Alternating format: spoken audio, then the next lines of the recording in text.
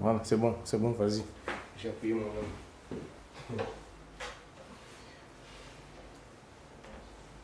Ça va, je suis pas trop déplané. C'est ma spécialité. Après, il y a mon équipe de copains qui me dit t'es nouveau, t'étais mal habillé. Non, c'est tout bon. Je suis la chemise. Non, mais de toute façon, on a pris juste le portrait. Donc, de bonne façon. Je me suis rasé déjà. Voilà, mesdames et messieurs, bonjour à toutes et à tous et bienvenue à cette grande émission La Diaspora présentée par votre humble serviteur que je suis William Tshisekedi. Aujourd'hui, nous avons l'honneur de recevoir M. Roger Nordaman, candidat du Parti Socialiste et soutenu par le Vert. Il est ancien conseiller pendant plus de 20 ans et figure importante de la gauche suisse. Il prit que ce siège pour succéder à Rebecca Ries.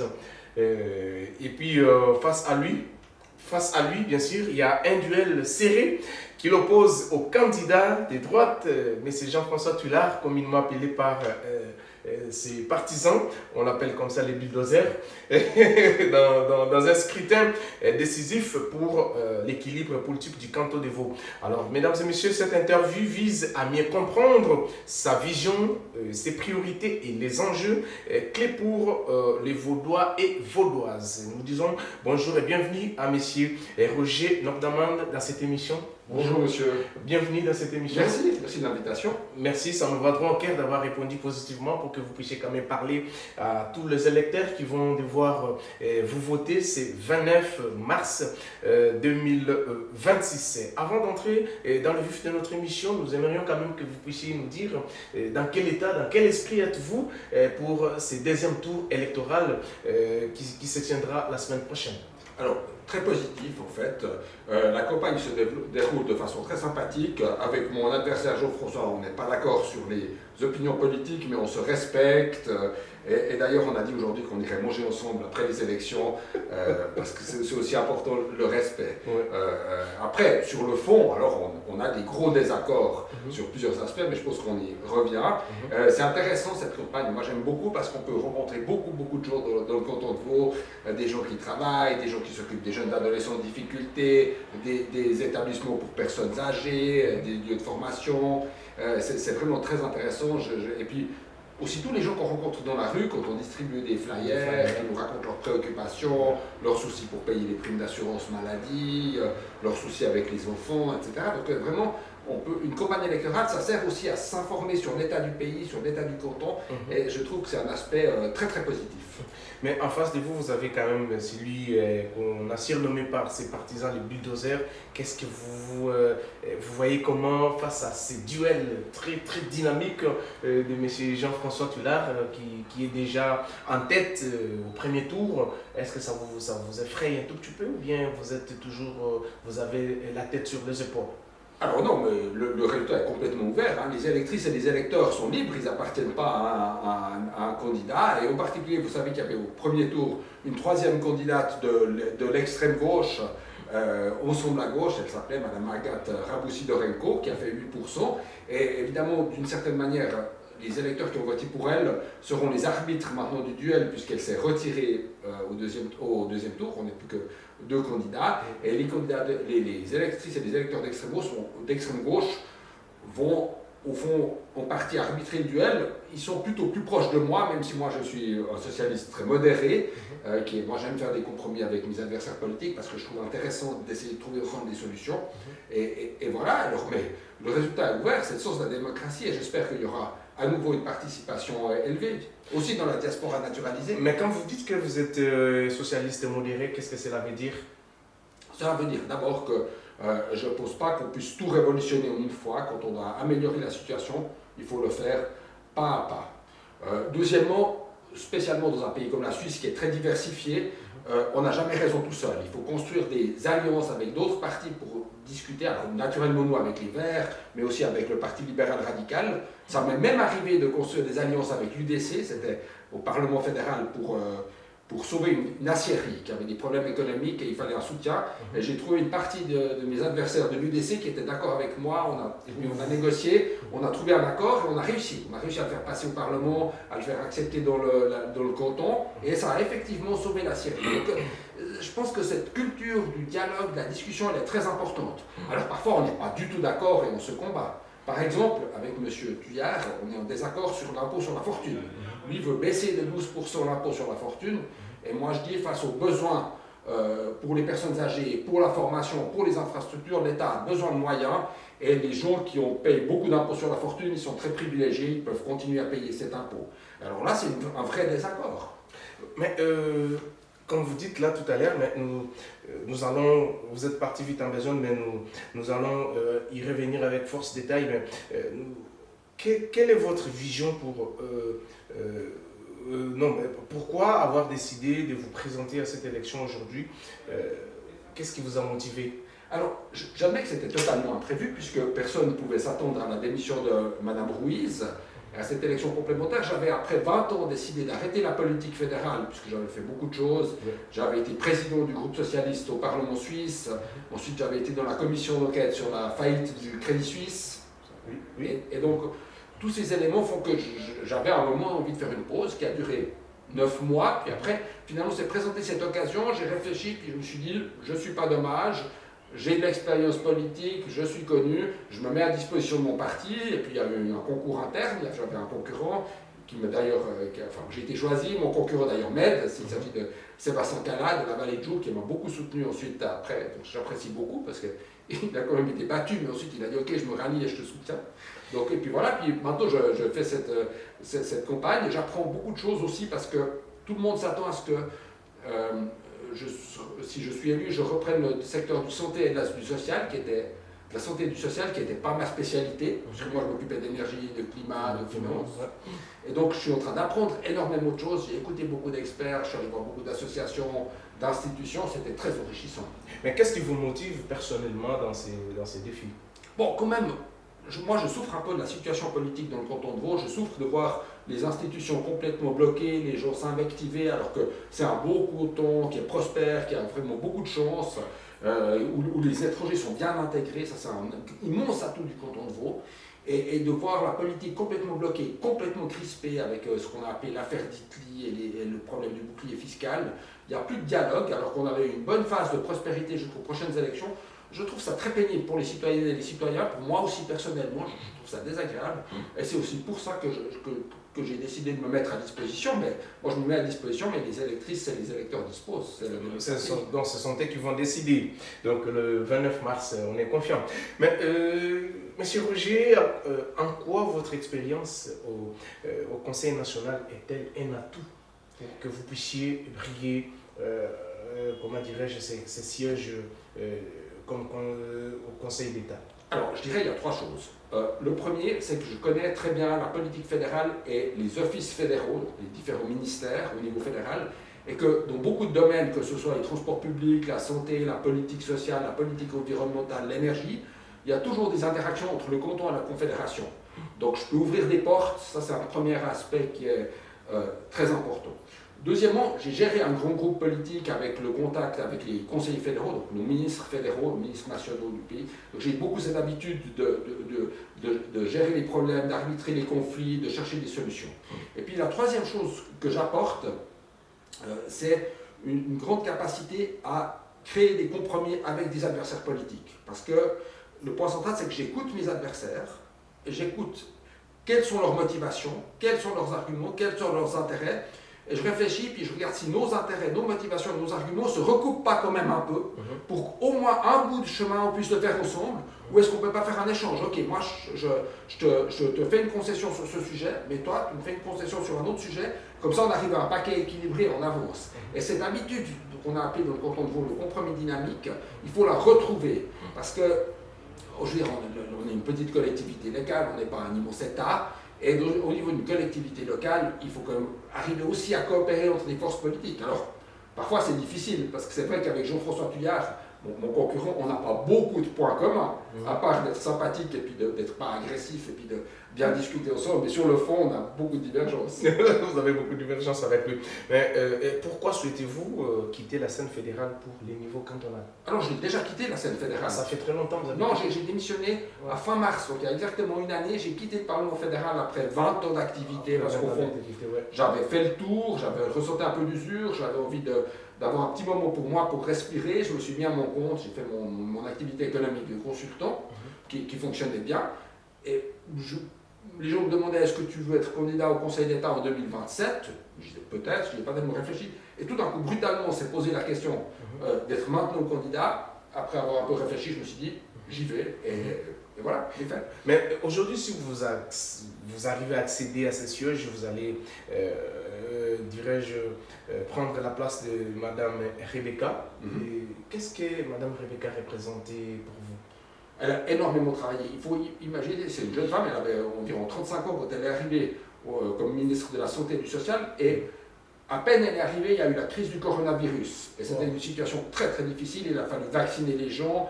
Il a fallu organiser les établissements médico-sociaux, donc les homes pour personnes âgées, de façon à limiter la catastrophe. Mais il y a quand même 1000 personnes qui sont décédées au tout début de l'épidémie quand on n'a pas bien compris ce qui se passait et qui manquait de vaccins. Et puis ensuite, on a très vite vu qu'on pouvait organiser la vaccination. Et elle a été extrêmement forte. Elle a dit la vaccination, je fais à fond. Il faut vacciner le plus de gens possible, le plus rapidement possible. Et il faut dire aussi qu'à ce moment-là, les hôpitaux étaient pleins de personnes qui étaient en aide respiratoire, etc. Parce que la population suisse est assez âgée, il y a beaucoup de gens qui avaient des problèmes en raison du Covid. Et finalement, elle a réussi à faire ce virage, mais c'était épuisant. Je crois qu'elle démissionne pour des raisons de santé, avec encore d'autres crises qu'il y a eu. Elle y a quand même un peu laissé sa santé. Donc c'est une mission difficile. J'ai beaucoup de respect, parfois même des sueurs froides à l'idée d'être élu, mais mon concurrent Jean-François Tuyard m'a aussi dit qu'il avait parfois des sueurs froides à l'idée d'être élu, parce que la mission est assez difficile. La mission est assez difficile. Nous allons maintenant parler de votre vision pour les cantons. Les cantons de Vaud, on sait bien qu'aujourd'hui, il y a d'énormes défis et pour lesquels vous serez confrontés juste après, si vous êtes certainement élu le 29 mars.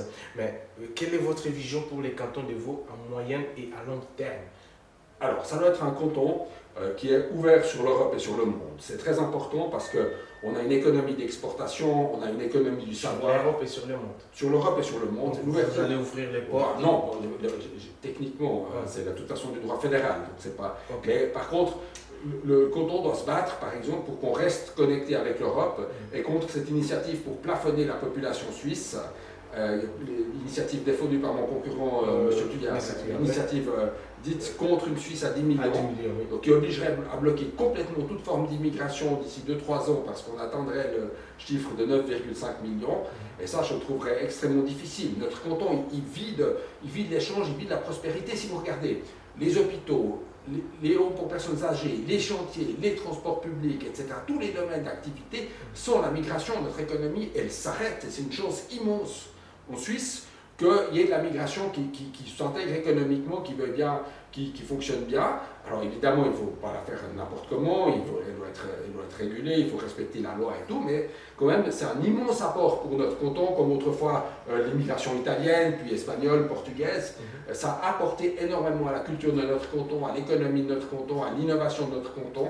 Et ça, je trouve que c'est quelque chose qui est très positif et qu'il faut valoriser. Mais il y a d'autres qui disent que l'immigration européenne met en péril, je peux dire comme ça, c'est les immigrés déjà qui vivent ici en Suisse. Des fois, ils n'arrivent pas à trouver aussi du boulot et c'est là, ça entre dans le panier de l'État et puis ça donne beaucoup de coûts à l'État parce que les gens restent le plus longtemps possible à l'aide sociale et pourtant il fallait qu'il y ait plus de boulot pour ces gens-là. Maintenant, les employés préfèrent employer les qualifiés de la France, qui viennent du Portugal, un peu partout. Et alors, ceux qui sont établis en Suisse, il manque du boulot. Alors, qu'est-ce que vous en dites par rapport à ça? L'élément clé pour ça, c'est la formation. D'abord, maîtriser la langue, arriver à s'exprimer dans la langue locale, parce que donc, quand on ne s'exprime pas en français, c'est comme difficile de travailler, ça c'est la première chose à faire. Et deuxièmement, suivre des formations et soutenir les migrants qui veulent se former pour entrer sur le marché du travail. Et la Suisse, c'est plutôt un bon exemple globalement parce qu'il y a beaucoup de migrants qui s'intègrent sur le marché du travail, même qui sont souvent arrivés dans des situations très difficiles. Et puis les gens veulent travailler, les gens qui viennent ici, ils veulent pas rester à l'aide sociale, ils veulent travailler, ils veulent avancer. Alors c'est sûr que, évidemment, par exemple, on ne peut pas être infirmière ou infirmier si on n'a pas la formation. Donc, mais là aussi, il y a des possibilités d'acquérir ces formations il y a un soutien pour acquérir ces formations, et ça c'est très important. Quel que soit le domaine, c'est la même chose pour être maçon. On ne peut pas être maçon si on n'a pas été formé comme maçon. Alors peut-être on peut commencer comme manœuvre sur un chantier, puis ensuite devenir maçon, ou peut-être faire une formation d'électricien. Mais cette manœuvre est là pour aussi en obtenir. C'est toujours le français, le portugais, tout ça, ça devient maintenant toute une chaîne. Donc, même pour être engagé, manœuvrer, c'est vraiment, je peux dire, une casse-tête. Je sais pas si oui, alors, mais c'est pour ça qu'il faut continuer, pour la population qui habite ici et qui n'a pas d'emploi, il faut continuer les efforts de formation et aussi veiller qu'il n'y ait aucun jeune qui n'ait pas de solution de formation.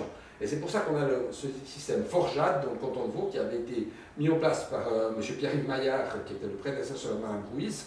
C'est un système qui dit à 18 ans, les jeunes, ils ne peuvent pas être à l'aide sociale. Ils peuvent seulement obtenir une bourse de formation s'ils font une formation. Et de ce fait-là, il y a des milliers de jeunes qui, au lieu de traîner à l'aide sociale et de ne pas arriver à s'en sortir, sont sortis, ont fait un apprentissage, ont appris un métier et maintenant travaillent. Et c'est vraiment comme ça, c'est donner à chacun sa chance et aussi pousser les gens à saisir leur chance. Et au fond, ce qu'on voit aussi, c'est que l'immigration, en fait, les Européens peuvent immigrer dans le canton que s'ils ont un travail. Et donc, de ce fait-là, en fait, on va les chercher quand on est quotidienne, c'est parce que on cherche du personnel qualifié. Et la leçon aussi à faire, pareil dans la santé, c'est qu'il faut former plus de gens dans les soins infirmiers, plus de médecins, parce que la Suisse ne forme pas assez.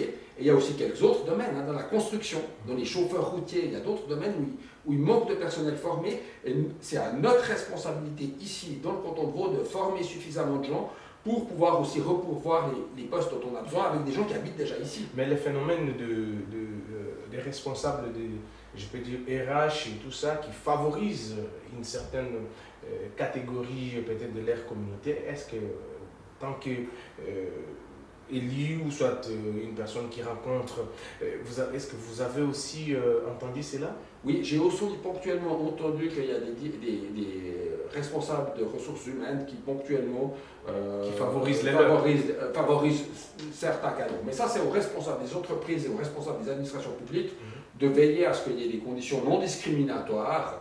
Et il y a même le principe de l'obligation de la préférence indigène à partir d'un certain taux de chômage, c'est-à-dire de la préférence pour les gens qui habitent déjà ici, quelle que soit leur nationalité. Et ça, je trouve que c'est juste comme principe, justement pour donner à chacun sa chance, ça doit être appliqué. Après, soyons réalistes, c'est pas toujours simple d'aller contrôler bureaucratiquement la bonne mise en œuvre. Et puis les entreprises et les services publics, ils cherchent aussi les gens les plus performants parce qu'à la fin, le travail doit être fait. Alors, nous continuons, fidèles téléspectateurs de la chaîne de référence Antenne A. Vous nous suivez partout à travers le monde entier. On a reçu pour vous M. Roger Rodman, c'est lui qui est notre invité dans cette émission, candidat socialiste aux élections du 29 mars 2026, certainement. Lui aussi, on l'appelle comme ça, il est, on peut dire, c'est quelqu'un qui a le vent en poupe.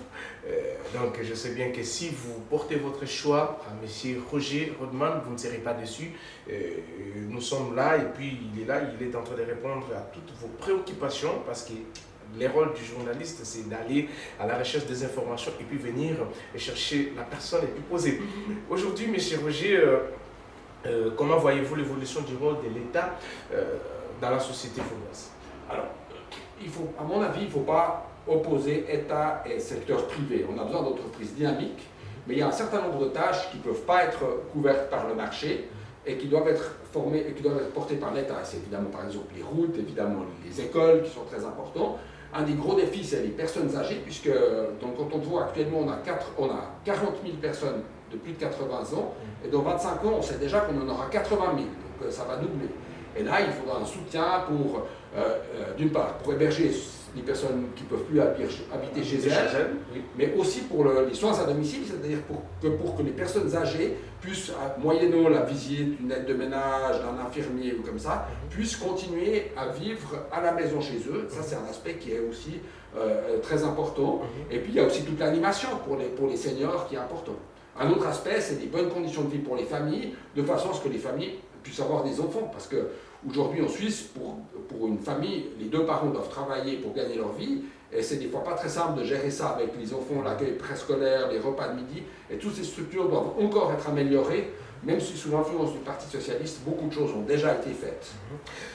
Voilà, mais quelle est votre priorité absolue si vous êtes élu le 29 mars? Dès que vous entrez en fonction, vous dites ça, c'est ma priorité, je commence par là. Alors, admettons que je sois élu et que, ce qui est assez probable, j'ai le département de l'action sociale et de la santé, il y a deux éléments que j'aimerais pousser fortement. Un, C'est laquelle? c'est comme mesure, comme action immédiate, c'est pousser les institutions de santé à planifier plus à l'avance les horaires de façon à améliorer les conditions de travail. Parce que vous savez qu'il y a beaucoup d'épuisement professionnel dans le domaine des soins, et plus les gens s'épuisent, plus ceux qui restent sont épuisés. Et donc là, on a vraiment un problème. Alors, c'est aussi une question budgétaire, et pour ça, c'est important d'avoir suffisamment de ressources, mais c'est aussi une question de respect des personnes qui travaillent. C'est très important, le respect du travail. Et l'autre élément, c'est que j'aimerais aussi favoriser la construction de logements adaptés pour les seniors. Parce qu'on a beaucoup de seniors qui aimeraient des appartements plus petits, mais qui ne les trouvent pas, qui aimeraient peut-être un appartement où il y a un peu plus d'animation, etc., avec un suivi, mais qui en aucun cas veulent aller dans un EMS, mais qui seraient intéressés à aller dans ce type de logement. Et malheureusement, on en construit dans le canton de Vaud que quelques dizaines par année, ça a beaucoup de succès, et je pense que là, c'est un effort qu'il faut faire. Alors, je suis conscient que c'est que le lancement qui peut se faire au début, puisque c'est compliqué avec toutes les règles d'aménagement du territoire. Peut-être il faut dire à nos téléspectateurs qui ne vivent pas en Suisse que les procédures de construction sont très très longues en Suisse. Oui, ça prend beaucoup de temps. Et ça, ce sont des priorités de M. Roger Rodman dès que vous êtes élu le 29 mars. Si je suis élu. On l'espère bien, on l'espère bien. Alors, comment comptez-vous rassembler au-delà de votre camp politique? Alors, il y a un peu. D'abord, je ne vais pas me transformer. Ça fait 20 ans qu'on me suit en politique, on sait comme je suis un social-démocrate modéré. Je veux des résultats, mais je suis prêt toujours à discuter avec mes adversaires pour obtenir des résultats, des compromis. Et puis, ce qui compte, c'est vraiment ce que je peux offrir à la population en termes de protection sociale, en termes de résultats concrets sur les revenus, sur le soutien pour payer les primes d'assurance maladie. C'est des choses très importantes. Bien, je l'ai beaucoup fait dans la politique énergétique, en termes de soutien pour construire des installations solaires, pour rénover les maisons. Donc moi, je suis très orienté résultats. Et j'arrive comme ça, d'une part, à avoir quelques électeurs. Bien, je sais qu'il y a beaucoup d'électeurs du Parti vert libéral qui me soutiennent, des gens du centre de l'échiquier politique. Et puis, c'est vrai qu'il y avait une candidature à l'extrême gauche qui ne me soutenait pas, mais j'ai quand même certaines affinités. Un des gros enjeux, c'est quand même l'enjeu de l'égalité homme-femme et l'enjeu de la lutte contre les violences faites aux femmes. Ça, c'est un point qui est vraiment très important. Le canton de Vaud est assez en avance, mais on manque de programmes de prévention et on manque de places d'accueil en cas de violence conjugale, ce qui malheureusement arrive encore. Et là, il faudra faire un effort supplémentaire. Je suis allé d'ailleurs visiter l'excellent foyer de Mani Prairie qui accueille des femmes qui ont subi des violences conjugales. Elles peuvent venir avec leurs enfants et là être protégées puis se reconstruire. Et ça, c'est quelque chose qui est aussi très important. Mais quand vous parlez, vous martelez plus le problème social et tout ça, mais dans ces programmes sociaux, qu'est-ce que les téléspectateurs peuvent attendre? Parce que vous avez aussi évoqué la problématique des garderies, des enfants qui coûtent énormément aussi beaucoup de fortune.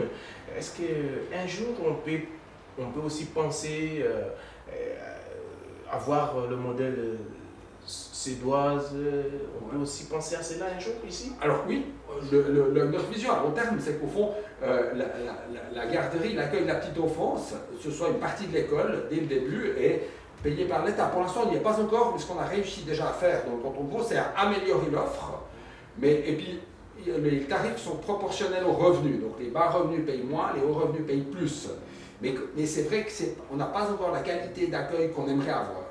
Et puis c'est aussi très important que les enfants aillent très tôt dans les garderies parce que c'est des professionnels et s'il y a tout d'un coup un enfant qui a un problème, un retard de développement, on peut intervenir tôt, corriger par exemple avec de la logopédie ou corriger la motricité fine ou apporter un soutien. Et ça c'est beaucoup plus simple pour l'enfant de corriger tôt, de faire les petits efforts qu'il faut faire quand l'enfant est petit, et puis après ça lui permet d'avoir plus confiance en lui, l'enfant de mieux parler, de mieux s'exprimer ou de mieux arriver à jouer avec des objets par exemple, et ensuite de mener une scolarité et une vie beaucoup plus normale en ayant plus confiance en lui. Donc l'accueil précoce des enfants, c'est vraiment un élément qui est très très important pour le développement des enfants. Nous allons parler maintenant économie et pouvoir d'achat dans les cantons de Vaud. Vous le savez, vous et moi, parce que tous on habite les cantons, les coûts de la vie augmentent de plus en plus. Quelles solutions concrètes proposez-vous aussitôt élu le 29 mars? Alors, il y a deux choses qui dévorent le pouvoir d'achat. C'est les loyers, d'une part, et puis c'est l'assurance maladie. Alors, je fais d'abord peut-être les loyers, puis après on parlera de l'assurance maladie, voilà, si vous voulez bien. Voilà. Alors, sur les loyers, ce qui est très important, c'est d'avoir des loyers modérés, donc des terrains qui sont réservés pour des constructions à loyer modéré, par exemple des coopératives d'habitation, ou des terrains où on dit que c'est des entreprises comme des caisses de pension qui peuvent construire, mais les loyers sont surveillés pour limiter le rendement immobilier de façon à ce que les loyers ne soient pas abusifs. C'est comme ça qu'on a construit par exemple le nouveau quartier des Plaines du Loup à Lausanne, où il y a beaucoup de coopératives d'habitation. Et ça, c'est vraiment des solutions très attrayantes. Ça coûte trop cher aussi. Hein.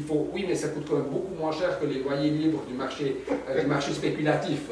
Donc ça, c'est vraiment un élément qui est très important.